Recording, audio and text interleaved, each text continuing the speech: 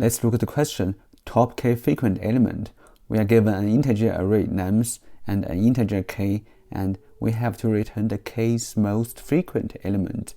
We may return the answer in any order, but we have to guarantee that the answer is unique. And the constraint is that our algorithm's time complexity must be better than O of n log n, where n is the array's size. In the first approach, let's start from the simple heap approach with only O of n log of k time complexity. So to ensure that it is only O of n log of k is always less than O of n log of n, the particular case is only when k is equal to n could be considered separately and can solve only in the O of n time. The second step is to build a heap of size of k using n elements. So to add in the first k element takes a linear time, which is O of k in average case, since the heap have a maximum size of k. Each element can be moved up to the height of the heap at most log of k times, where log of k is the height of the heap. Since there are k elements, so the total number of movement required is at most k log of k. Therefore, the time complexity of building the heap is O of k log of k in the worst case. We start with an empty heap, and then we insert 7 elements in ascending order. So this results in a nearly complete binary tree, where each level is completely filled except possibly for the last level, which is filled from left to right. To build this heap, we need to perform heap fire up operation on each element. Since each element is smaller than its parent, we need to move them all the way to the root of the heap. For example, when we need to insert element 7, initially we place 7 as the right child of the node 3, and we then compare 7 with its parent 3 and swap them, and then we compare 7 with its new parent 1 and swap them. We just repeatedly do this process for each element, which results in a heap where each element is a leaf node and has been moved all the way to the root. So therefore, building this heap requires us O of k log of k movements. First, we push the element 1, the frequency is 3, and then we push the element 2, the frequency is 3, and then we push the element 3, the frequency is 2, and then we push the element 4, the frequency is 1. And if the length of the heap, which is 4, is greater than k, which is 3, so we use the heap pop to pop the last element 4, and then we push the element 5 with the frequency 4. Now we sort the heap. The element 5 becomes the root of the heap, and its child node is element 2 and element 1, and element 2 have a child node which is element 3, but it is beyond the length of the heap, so we have to pop the element 3. So this is our third step. We just try to find the most frequent element in the first heap, and in the third step, we just add the element into the array one by one, which is 1, 2, 5.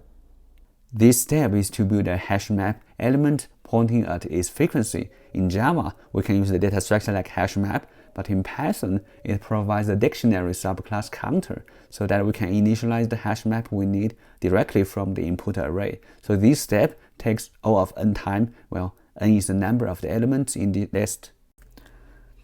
We use a hash map to store the frequencies of each element in the input array. Since the input array can have at most n distinct elements, so the size of the hash map is at most n. Therefore, the space complexity of this hash map is O of n space. In the counter dictionary, we use a for loop to iterate over each key, which takes O of n time, and for each key, we push a tuple which containing the frequency and the key onto the heap using the heap push, which takes O of log of k time in the worst case, and if the size of the heap exceeds k, we have to push the smallest element from the heap by using the heap pop, which also takes O of log of k in the worst case. Since we perform at most n push and n pop operations on the heap, so the total time complexity in the worst case is O of n log of k, well, n is the number of the elements in the count dictionary. This is the bottleneck of the algorithm, since the other parts of the algorithm, like building the frequency map, takes O of n time, and building the output array takes O of k log of k time, so the time complexity is dominated by building the heap. It is equivalent to heapify implementation in Python, so after first k elements, we start push and pop at each step, which is n minus k step in total. So the time complexity of the heap push and heap pop is O of log of k, and because we do it n minus k times, that means it O of n minus k multiplied by log of k time complexity. But if we add in both parts up, we will get which is O of n log of k time complexity for the second step. We use a heap to keep track of the k most frequent element in the input array, and since the size of the heap is at most k, so the space complexity of the heap is O of k space. The third and the last step is we convert the heap into an output array. We extract the k element with the highest frequencies from the heap, and we putting them in an output array.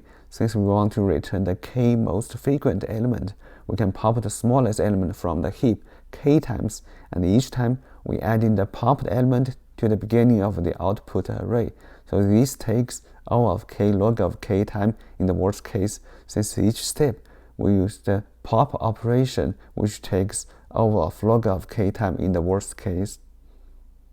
First, we just check whether k is equal to the length of the input array. If they are equal, we just return the input array. So this operation doesn't depend on the size of the input array and doesn't involve any loops or function calls. So its time complexity is constant, which is O of 1 time. We can use initialise function in the heap queue, which combines the last two steps of the algorithm. It just extracts the k elements with the highest frequency, which from the frequencies map, and then it returns them in a list which is stored in a descending order. So this function uses a heap to keep track of the k largest element, which is similar to the second step of the algorithm. Since the initialise function in the heap queue performs the second and the third step of the algorithm, it has the same time complexity as the second and the third step combined, which is O of n log of k in the worst case. Therefore, using the initialise function in the heap queue can simplify the code, which potentially make it more efficient by avoiding unnecessary heap operations.